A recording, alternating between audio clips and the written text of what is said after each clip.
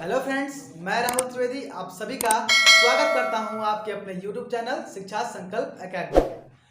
पिछले कुछ दिनों से वीडियो नहीं आ रही थी। इसका रीज़न था कि जो बोर्ड था वो शाइनी थी और लाइट्स की व्यवस्था नहीं थी, जिस कारण से बोर्ड के जो लेटर्स थे वो साफ साफ नहीं दिखाई दे रहे थे।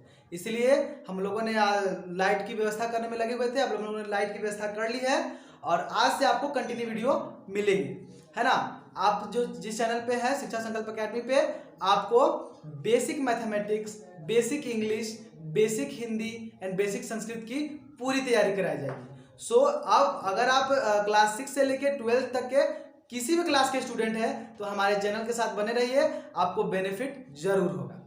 तो हम लोग जब सभी जानते हैं कि मतलब किसी भी कोचिंग को ज्वाइन करने के बाद होता क्या है कि वहाँ पे डायरेक्ट सिलेबस स्टार्ट होता है और हम लोगों को बेसिक पता नहीं होता है, जिसके कारण कभी कभी हम लोगों को जो कोचिंग में सिलेबस को पकड़ने में बहुत सारी कठिनाइयों का सामना करना पड़ता है, खासकर मैथमेटिक्स में, है ना। इसीलिए मैं आपको मैथमेटिक्स के बहुत ही छोटे छोटे बेसिक पॉइंट्स बताऊंगा, क्लियर करूंगा, जो कि आपको आपके सिलेबस को आगे मतलब कवर करने में हेल्प करेंगे और आपकी मैथमेटिक्स को स्ट्रांग बनाएंगे। और ये मेरा वादा है कि अगर आप हमसे जुड़े रहेंगे तो मात्र 2 या 3 महीनों में आप मैथमेटिक्स के हीरो बन जाएंगे, ये मेरा वादा है। तो चलिए, आज हमारे बेसिक मैथमेटिक्स का पहला क्लास है और आज हम लोग मैथमेटिक्स का बहुत ही इंपॉर्टेंट टॉपिक विभाज्यता के नियम जानेंगे।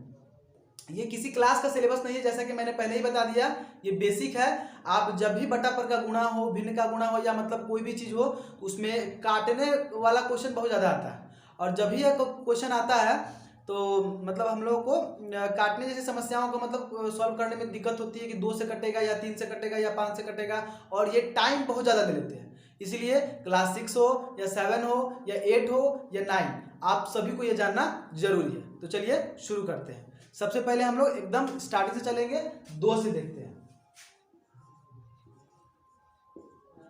2 से विभाज्यता के नियम, विभाज्यता के नियम। इसका जो नियम होता है कि जिस भी संख्या के अंत में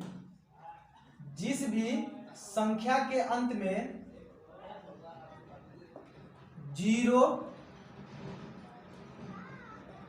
0, 2, 4, 6 या 8 हो तो वह संख्या 2 से पूरी विभाजित होगी, पूरी विभाजित होगी।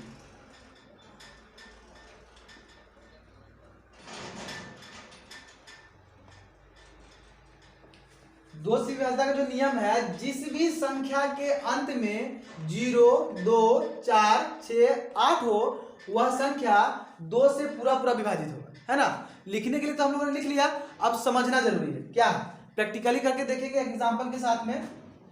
मान लीजिए हमको पता लगाना होगा क्या ये संख्या 2 से कटेगी कि नहीं कटेगी।